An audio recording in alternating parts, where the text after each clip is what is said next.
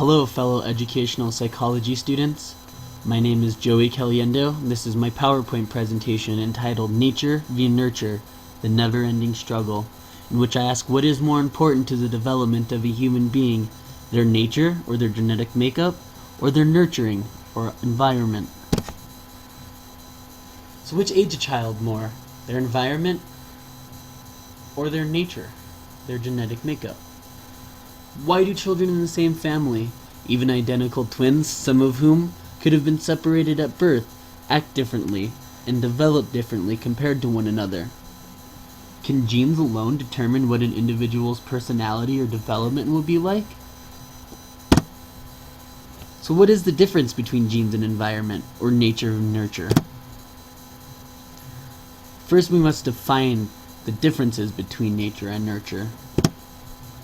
So genetics, what is it? Genetics, as we all know, is the study of genes and the genetic makeup that creates an individual. I'm sure we're all aware of the fact that genes pass from parent to offspring as reproductions take place.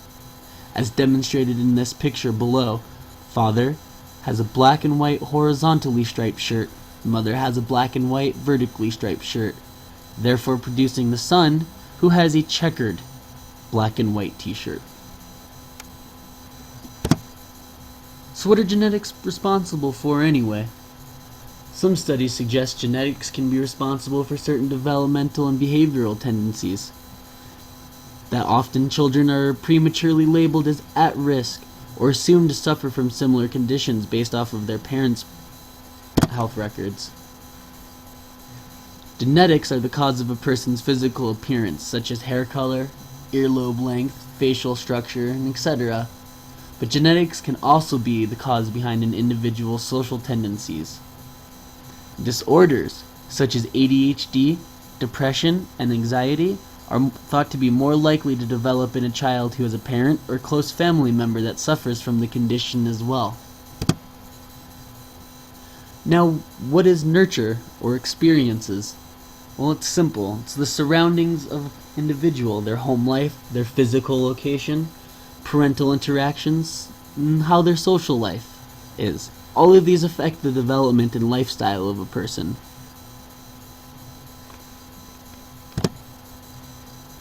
What else is an individual's environment responsible for?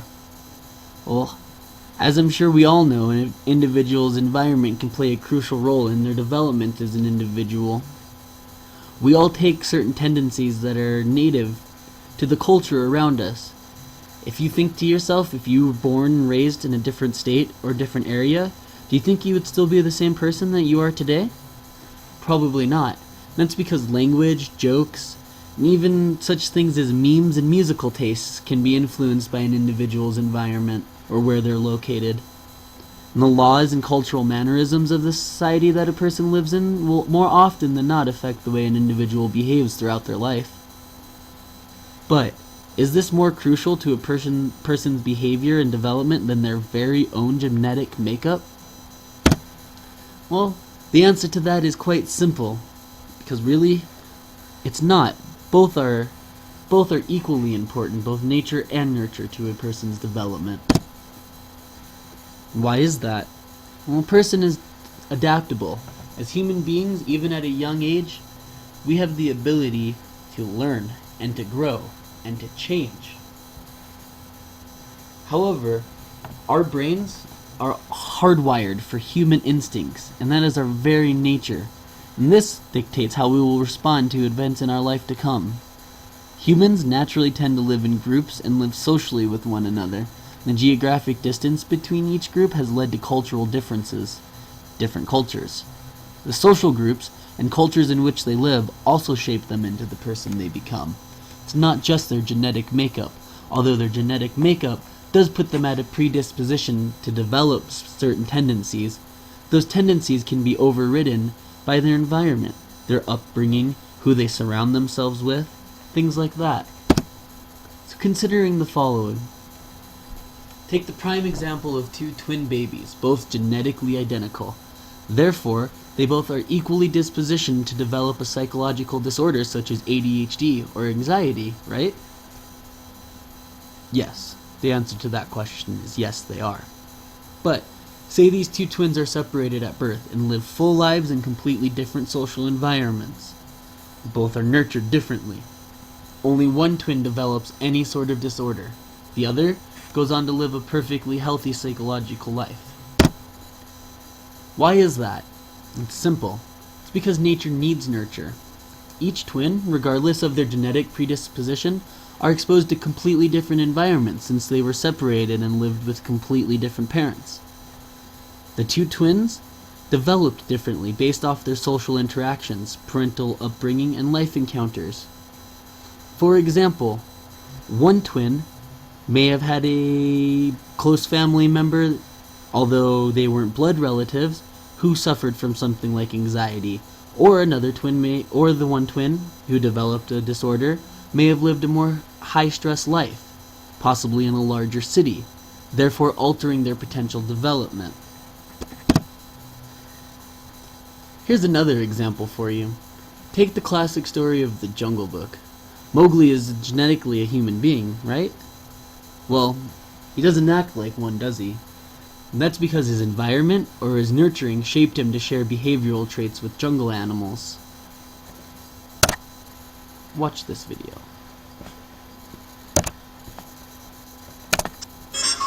Yeah, with just the bare necessities of life. Beautiful.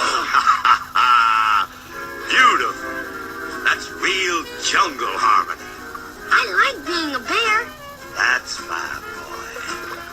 And you're gonna make one swell bear. Why, you even sing like one. DJ.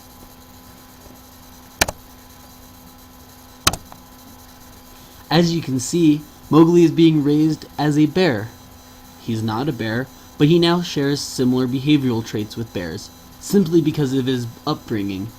Although he's still genetically human, his behavior doesn't match that. Another fun example is Dr. Nabaru. He was a New York psychiatrist who intentionally separated 5 sets of twins to study the effects. These individuals were not told that they were separated at birth.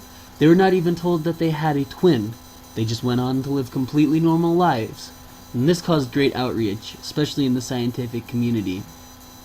And the worst part is we have to wait to find out what the results were. We can only make assumptions and theorize how these tests went, because the findings were sealed until 2066. Other findings show environment has a direct link to what a person's development will be like, such as the example with the Jungle Book. So, which age a child more then? Clearly you've seen that a child's development is affected equally by both her environment and her genetic makeup. Although her genetic makeup puts her at a predisposition to develop in a particular way, that doesn't necessarily mean it'll be true. Simply because a child's genetic makeup follows traits and path of their parents who may have suffered from some sort of disorder or may have had certain personality traits such as an aggressive personality or a very relaxed personality, that does not mean that the child herself will develop those same personality traits. Her environment and the pressures and social situations she is exposed to will develop and mold her personality more so than just her genetic makeup.